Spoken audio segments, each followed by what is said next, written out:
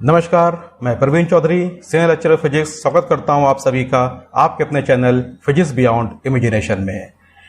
आज के इस वीडियो लेक्चर में हम लोग डिस्कस करेंगे फिजिक्स के बहुत ही अहम टॉपिक के बारे में। वो है कंडेंसर, जिसे हम कैपेसिटर भी कहते हैं और हिंदी में इसको बोलते हैं संधारित्र। ये बहुत ही इंपॉर्टेंट टॉपिक है फिजिक्स का, क्योंकि आने वाली जितनी भी एडवांस इलेक्ट्रॉनिक्स है ये इसका पिलर है, उसका स्तंभ है। तो आज के इस लेक्चर में हम लोग कंडेंसर के बारे में डिस्कस करेंगे, उसका परिचय देखेंगे और साथ ही उसका डेरिवेशंस और कुछ इंटरेस्टिंग उसके न्यूमेरिकल्स भी यहाँ पर डिस्कस करेंगे। तो चलिए शुरू करते हैं कंडेंसर या कैपेसिटर का एक इंट्रोडक्शंस। जैसा कि आपने अपने घरों में देखा होगा कि जब आपके घरों में बहुत ही हैवी इंस्ट्रूमेंट होते हैं, जैसे कि submersible pump, water pump, air condition, refrigerator, इस तरह के इंस्ट्रूमेंट जो होते हैं स्टार्ट होते हैं तो बहुत ज़्यादा इलेक्ट्रिकल एनर्जी को कंज्यूम कर लेते हैं। ऐसा देखने में आता है कि जब ये स्टार्ट होते हैं तो पूरे घर का जो एक वोल्टेज है वो माइक्रो सेकेंड के लिए थोड़ा सा फ्लक्चुएट होता है, थोड़ा सा ड्रॉप होता है, और उसके बाद जब वो स्टार्ट हो जाता है तो वोल्टेज ऑटोमेटिक अपने पहले ही स्टेट में आ जाता है और कंटिन्यूटी में वो इंस्ट्रूमेंट चलता रहता है। तो हम देखते हैं कि जब वो इंस्ट्रूमेंट स्टार्ट होता है तो बहुत ढेर सारी इलेक्ट्रिकल एनर्जी को कंज्यूम करता है। लेकिन नॉर्मली हमारे घरों में जो सप्लाई होती है पावर की वो 220 वोल्ट या कुछ एम्पियर्स के ऊपर होती है। इतनी ज़्यादा इलेक्ट्रिकल सप्लाई नहीं होती है कि वो इंस्ट्रूमेंट्स अपने आप को उस सप्लाई के ऊपर स्टार्ट कर सकें। उनको ज़रूरत होती है बहुत ज़्यादा इलेक्ट्रिकल एनर्जी की, इलेक्ट्रिकल पोटेंशियल की और एम्पियर्स की। तो इसके लिए हमें एक ऐसी डिवाइस की ज़रूरत है जो अपने अंदर इलेक्ट्रिकल एनर्जी को स्टोर कर सके, अपने अंदर इलेक्ट्रिकल एनर्जी को इकट्ठा कर सके। तो एक ऐसी डिवाइस जो अपने अंदर इलेक्ट्रिकल एनर्जी को स्टोर कर सके उसे हम बोलते हैं कंडेंसर या कैपेसिटर। और यही डिवाइस अपनी स्टोर करी हुई एनर्जी को उस इंस्ट्रूमेंट को एट ए टाइम सडनली उसको डिलीवर कर देता है और वो इंस्ट्रूमेंट और वो हैवी इंस्ट्रूमेंट जो है वो स्टार्ट हो जाता है। इसको और समझने के लिए हम एग्जाम्पल लेते हैं अपने घरों में यूज़ होने वाले बर्तनों का। जैसे एक बर्तन है, उसके अंदर हम पानी इकट्ठा कर सकते हैं। ठीक उसी कंपैरिजन में अगर हम देखें तो कंडेंसर में हम लोग चार्ज को यानी इलेक्ट्रिकल एनर्जी को भी स्टोर कर सकते हैं।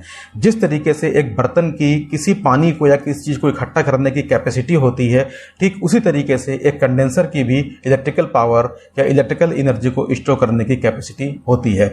सपोज अगर हम मान लें कि हमारे पास में एक लीटर की बॉटल है तो उसके अंदर मैक्सिमम कितना पानी आ पाएगा? जाहिर सी बात है कि 1 लीटर पानी उसके अंदर आ पाएगा। अगर उस बॉटल की कैपेसिटी 2 लीटर है तो उसके अंदर 2 लीटर पानी आ पाएगा। ठीक उसी ही तरीके से कंडेंसर में भी है कि उसके अंदर इलेक्ट्रिकल पावर को कितना होल्ड कर सकता है, उसके अंदर कितनी कैपेसिटी है इलेक्ट्रिकल पावर या इलेक्ट्रिकल एनर्जी को होल्ड करने की। तो हम कह सकते हैं कि इलेक्ट्रिकल पावर को या इलेक्ट्रिकल एनर्जी को होल्ड करने की कैपेसिटी ही उस कंडेंसर की कैपेसिटेंस कहलाती है, उस कंडेंसर की धारिता कहलाती है। चलिए अब डिस्कस करते हैं कि क्या किसी कंडेंसर के अंदर इलेक्ट्रिकल एनर्जी को चार्ज के फॉर्म में स्टोर करना क्या इतना आसान है कि हमने एक एक चार्ज को जो उसके अंदर उठा के रखना चालू किया, कंडेंसर में वो चार्ज भर गया, हमने कह दिया कि नहीं साहब इसकी कैपेसिटी तैयार हो गई, इसकी ये फला कैपेसिटी है। क्या ये इतना ईजी है? ऐसा नहीं है। आप यहाँ पर ये देखें, एग्जाम्पल लेके यहाँ पे आप ये देखें कि अगर हम किसी भी कंडक्टर का वायर को अगर हम उसको हीट देंगे तो उसका टेम्परेचर राइज होगा। अगर किसी भी हम बर्तन में पानी भरेंगे तो वाटर का लेवल ऊपर बढ़ेगा। ठीक उसी तरीके से अगर हम यहाँ पर देखें कि अगर हमारे पास में जो है यहाँ पर ये कोई आपके पास में एक कंडक्टर है और हम इन्फिनिटी से चार्ज को उठा करके यहाँ पर ला रहे हैं, हमको इसको जो है चार्ज करना है, हमको इसके अंदर इलेक्ट्रिकल एनर्जी को स्टोर करना है। तो हमने क्या किया कि एक +Q1 चार्ज को उठा करके इसके अंदर डाला। जैसे इसके अंदर हम चार्ज डालेंगे तो ये +Q1 चार्ज जो है ये बराबर रूप से इक्वली डिस्ट्रीब्यूट हो जाएगा इस कंडक्टर की सरफेस के ऊपर। यानी हमने +Q1 चार्ज इसके अंदर डाला, इकट्ठा किया, वो क्या हुआ कि इसकी सरफेस पर इक्वली रूप से जहाँ पर डिस्ट्रीब्यूट हो गया। इसके अंदर कह सकते हैं कि अब +Q1 चार्ज यहाँ पर आ गया। अब हम करते क्या है, हमको इसके अंदर और चार्ज डालना है, हमको इसके अंदर चार्ज इसकी कैपेसिटी बढ़ानी है, हमको देखना है इसके अंदर कितना चार्ज आ सकता है। तो हमने क्या किया, अब की बार +Q2 चार्ज इसके अंदर डाला। तो क्या अब +Q2 चार्ज डालने में बड़ा आसान रहा? नहीं, ऐसा नहीं है। यहाँ पर जैसे ही +Q2 चार्ज हम इसके अंदर डालेंगे तो आप देख रहे हैं पहले से यहाँ पर कौन था, पहले से यहाँ पर था +Q1। जैसे ही प्लस Q2 चार्ज हम यहाँ पर लेकर के आए तो इसके भी साइन प्लस है, इसका भी साइन प्लस है, तो इन दोनों के बीच में जो है रिपल्सन फोर्स काम करेगा। यानी प्लस Q2 चार्ज को अगर हम यहाँ पे डालते हैं तो हमको प्लस Q1 के खिलाफ एक कार्य करना होगा, हमें वर्क करना होगा। यानी प्लस Q2 चार्ज को डालना अब उतना आसान नहीं है, उसके लिए हमको वर्क करना होगा। लेकिन प्लस Q1 चार्ज तो हमने आराम से डाल दिया क्योंकि इससे पहले वहाँ कोई चार्ज था ही नहीं। लेकिन जैसे ही प्लस Q2 चार्ज हम डालने लगे तो हमको प्लस Q1 के अगेंस्ट यहाँ पर वर्क करना पड़ा। अब हमको इसके अंदर और चार्ज इकट्ठा करना है और इलेक्ट्रिकल एनर्जी इकट्ठा करनी है, तो हम यहाँ पर अब लाएंगे प्लस Q3 चार्ज। जैसे प्लस Q3 चार्ज लाएंगे तो यहाँ पर पहले से हमारे पास में plus Q1 plus Q2 charge थे, तो प्लस Q3 चार्ज को इन दोनों चार्ज के खिलाफ और वर्क करना पड़ेगा। पहले प्लस Q1 कोई वर्क नहीं करना पड़ा, प्लस Q2 को थोड़ा वर्क करना पड़ा क्योंकि पहले से यहाँ पर प्लस Q1 चार्ज था।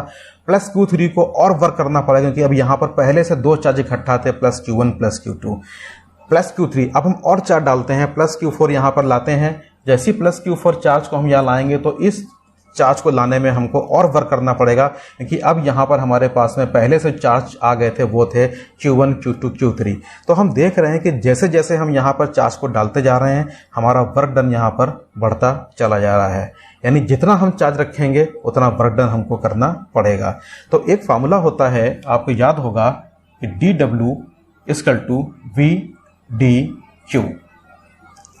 अब यहाँ से देख रहे हैं कि वर्क डन जो है पोटेंशियल V के प्रोपोर्शनल है, यानी कि जितना हम यहाँ पर वर्क करेंगे उतना यहाँ पर पोटेंशियल राइज होगा। यानी हम कह सकते हैं कि जैसे जैसे हम यहाँ पर चार्ज डालेंगे इसका पोटेंशियल बढ़ना चालू हो जाएगा। तो यहाँ पर हम कह सकते हैं कि जिस तरीके से हम यहाँ पर चार्ज को इकट्ठा कर रहे हैं तो साथ साथ में जो है यहाँ पर V की वैल्यू भी बढ़ रही है, यानी इसका पोटेंशियल भी यहाँ पर बढ़ रहा है।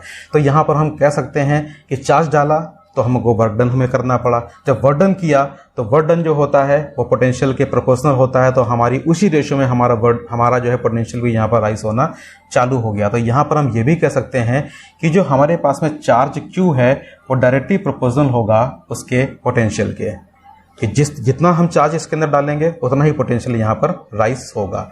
यहाँ पर हम करते क्या हैं कि जैसे ही यहाँ से प्रोपोर्शनली साइन हटाएंगे तो यहाँ पर इक्वल साइन लेते ही यहाँ पर एक कांस्टेंट लगाएंगे Q = CV। यहाँ से C की वैल्यू निकाल लेंगे तो आपको मिलेगा Q/V। ये इसका फार्मूला हो गया C = Q/V, जहाँ पर C जो है यही जो है कंडेंसर का कैपेसिटेंस है, कंडेंसर की कैपेसिटी है। इस कांस्टेंट को हम बोलते हैं कंडेंसर की कैपेसिटी या कैपेसिटेंस ऑफ द कंडेंसर। ये C जो है वो डिपेंड करता है उस कंडक्टर के मीडियम पर कि वो किस नेचर का बना हुआ है, किस मेटल का बना हुआ है, उसकी सराउंडिंग्स पर कि उसके आसपास कैसा मीडियम है और उसके आसपास कोई दूसरा कंडक्टर तो नहीं रखा है। इन सब चीज़ों पर इसकी वैल्यू डिपेंड करती है। चलिए अब इसकी यूनिट देख लेते हैं। इसकी यूनिट क्या होगी,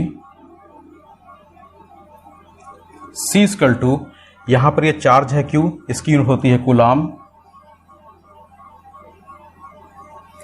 ये पोटेंशियल है V, इसकी यूनिट होती है वोल्ट।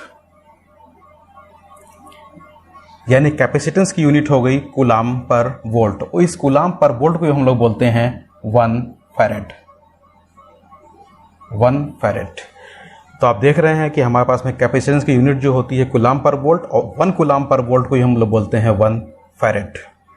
तो यहाँ तक हमने देखा कि हमारे पास में कैपेसिटेंस का फार्मूला होता है C = Q/V, यानी कि कूलाम पर वोल्ट।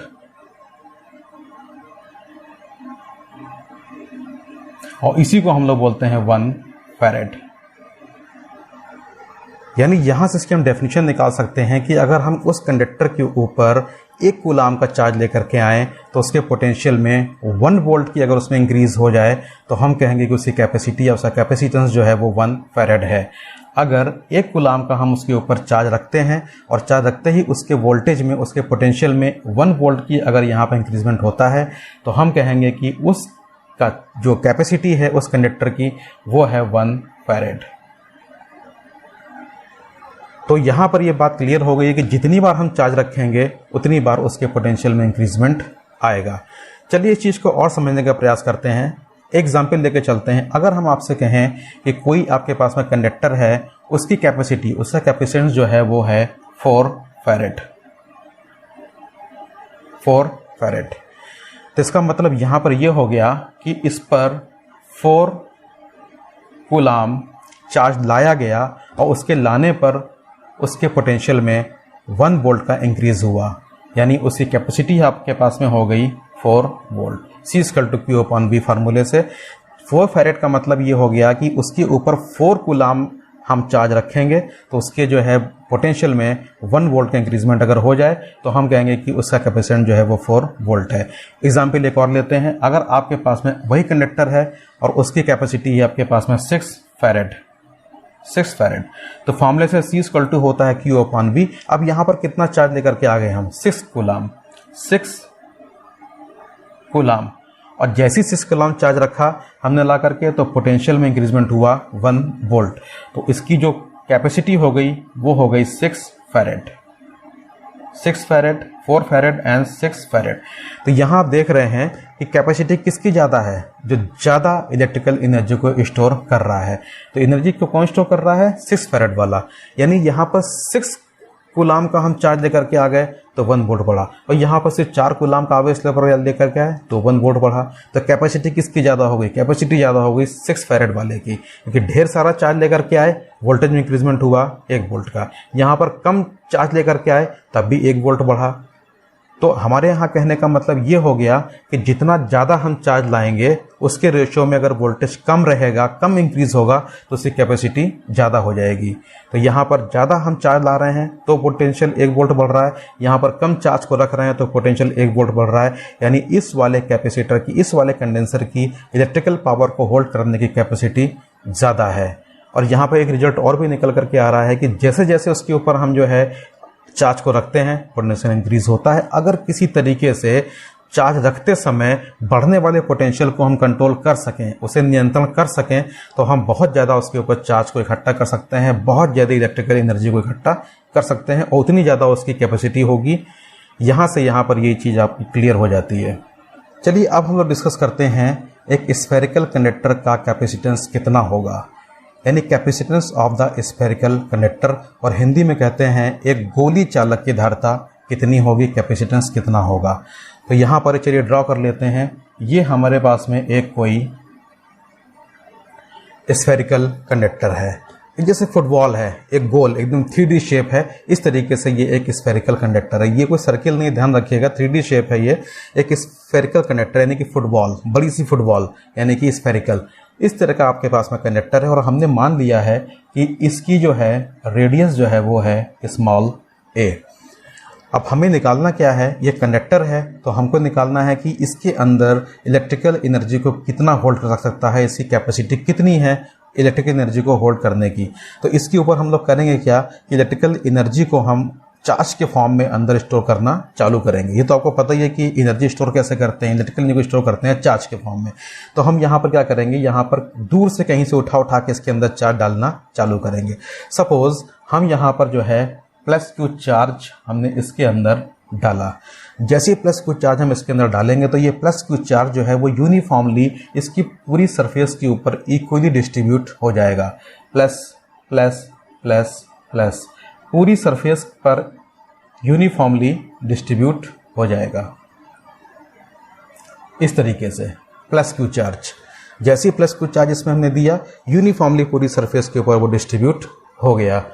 रेडियस हम लोगों ने इसकी यहाँ मान ली स्मॉल a। होता क्या है, यहाँ पर हमको ऐसा लगेगा, ऐसा प्रतीत होता है, ये सब इसकी कहानी होती है कि जैसे ये चार्ज यहाँ पर डिस्ट्रीब्यूट हो गया तो हमको लगता है कि वो चार्ज सेंटर में रखा हुआ था और उससे वो इलेक्ट्रिक फील्ड लाइंस बाहर की तरफ आ रही थी और बाहर की तरफ आ करके यहाँ पर ये चार्ज यहाँ पर डिस्ट्रीब्यूट हो गया। तो ऐसा लगता है कि अंदर से जो है वो electric field lines radially outward, त्रिज्य बाहर की तरफ, रेडली बाहर की तरफ आ रही हैं लाइंस, और यहाँ पर आपका ये चार्ज ऐसा महसूस होता है, ऐसा प्रतीत होता है, और ये चार्ज पूरा यूनिफॉर्मली डिस्ट्रीब्यूट हो गया।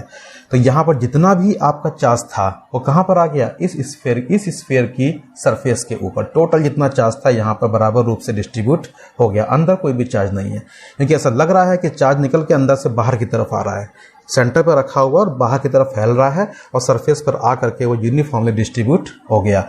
और हम लोग जानते हैं, ये हम लोग को फॉर्मूला पता है कि किसी भी स्फेरिकल कंडक्टर के सरफेस के ऊपर कितना पोटेंशियल होता है, वो होता है आपका V = 1/4 pi epsilon not Q upon, formula होता है आर, लेकिन यहाँ पर जो आर जो है रेडियस हमने यहाँ पर ए यहाँ पर कंसीडर किया है, तो क्यू अपॉन ए, इसको हम मान लें इक्वेशन नंबर फर्स्ट।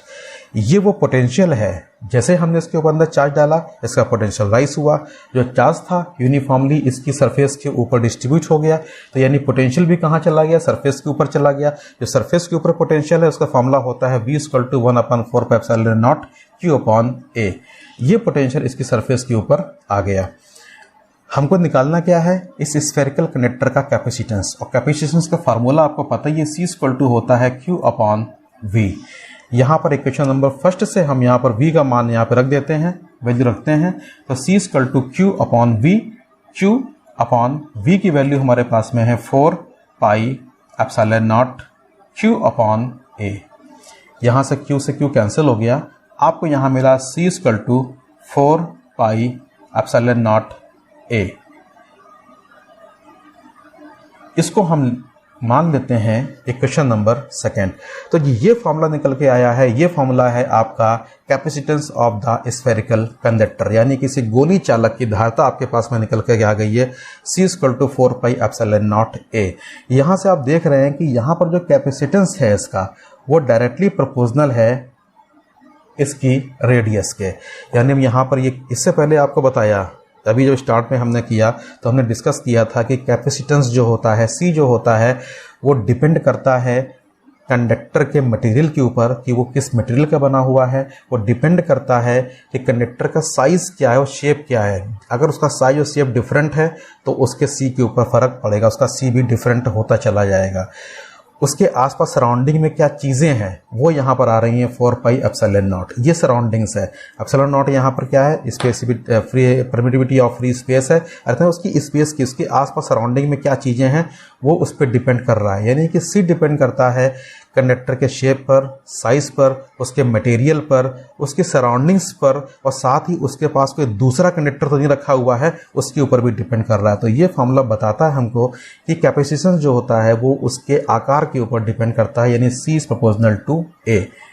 जितना हम यहाँ पर इसकी रेडियस बढ़ा देंगे, यानी कि स्फीयर को हम बड़ा कर देंगे, उतनी हम कैपेसिटी यहाँ पर ज़्यादा ले सकेंगे। और इससे पहले हम लोगों ने एक बात और डिस्कस किया था, हमने आपसे कहा था कि फैरेड कैपेसिटी का जो यूनिट होती है वो होती है फैरेड। फैरेड एक बहुत ही बड़ा मात्रक है, बहुत बड़ा मात्रक है, और डेली प्रैक्टिस में जो हम लोग यूज़ करते हैं कंडेंसर के लिए वो होता है माइक्रोफैरेड यानी 10⁻⁻6 मीटर, पिकोफैरेड 10⁻12 मीटर, नैनोफैरेड 10⁻⁹ मीटर। लेकिन फैरेड बहुत बड़ी यूनिट है। तो कितनी बड़ी यूनिट है, कैसे अगर हम जानेंगे कितनी बड़ी यूनिट है, बड़ी का मतलब कितनी बड़ी, तो यहाँ पर हम उस चीज़ को समझ सकते हैं, उसको हम निकाल सकते हैं, स्फेरिकल कंडक्टर के हिसाब से समझ सकते हैं। तो अगर हम कह दें कि C = 4 pi epsilon not A, C = 4 pi epsilon not A। हमको चाहिए कि कितनी बड़ी यूनिट फैरेड, कितनी बड़ी यूनिट है, तो हम यहाँ पे C की जगह रख देंगे 1 farad = 4 pi epsilon not A, या 1 = इसकी वैल्यू जो होती है वो होती है आपकी 1/9 × 10⁹ इंटू A। यहाँ से A की वैल्यू निकाल लें तो A की वैल्यू निकलेगी आपकी 9 × 10⁹ मीटर। आप देख रहे हैं कि यहाँ पर 1 फैरेड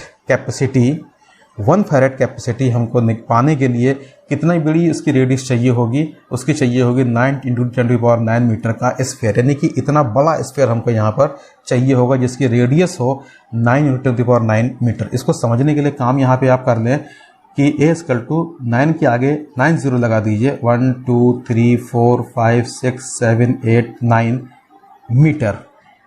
अब आप देख लीजिए कितने मीटर, यानी और हमारे पास में इतना बड़ा स्फीयर कैसे आएगा, यानी वैल्यू कितनी आ रही है, रेडियस कितनी आ रही है, इतनी 9 × 10⁹ मीटर। इतना बड़ा एक स्फीयर 1 फैरेड वैल्यू पाने के लिए हमको इतना बड़ा स्फीयर बनाना पड़ेगा।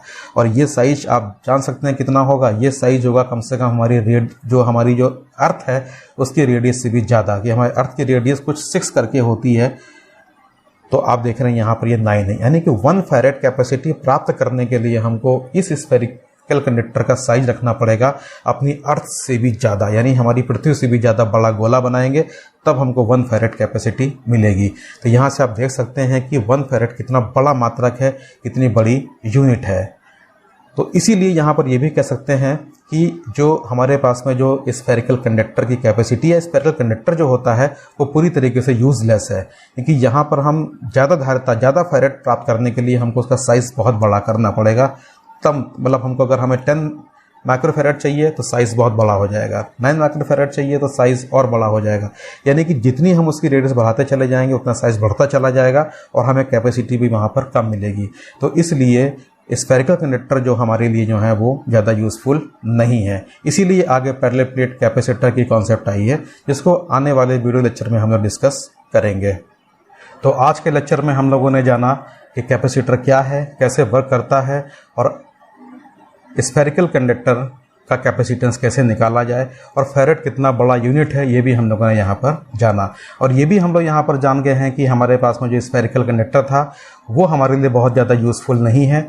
इसलिए आगे के वीडियो लेक्चर में हम लोग यहाँ पर पैरेलल प्लेट कैपेसिटर के बारे में डिस्कस करेंगे।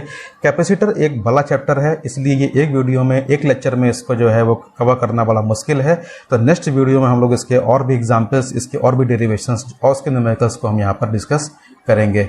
उम्मीद करते हैं कि आज का लेक्चर आपको पूरी तरह समझ में आ गया होगा। फिर भी कहीं कोई कन्फ्यूज़न हो तो आप मुझसे क्वेश्चन पूछ सकते हैं, नीचे दिए लिंक में आप हमसे बात कर सकते हैं, क्वेश्चन को पुटअप कर सकते हैं। Thank you.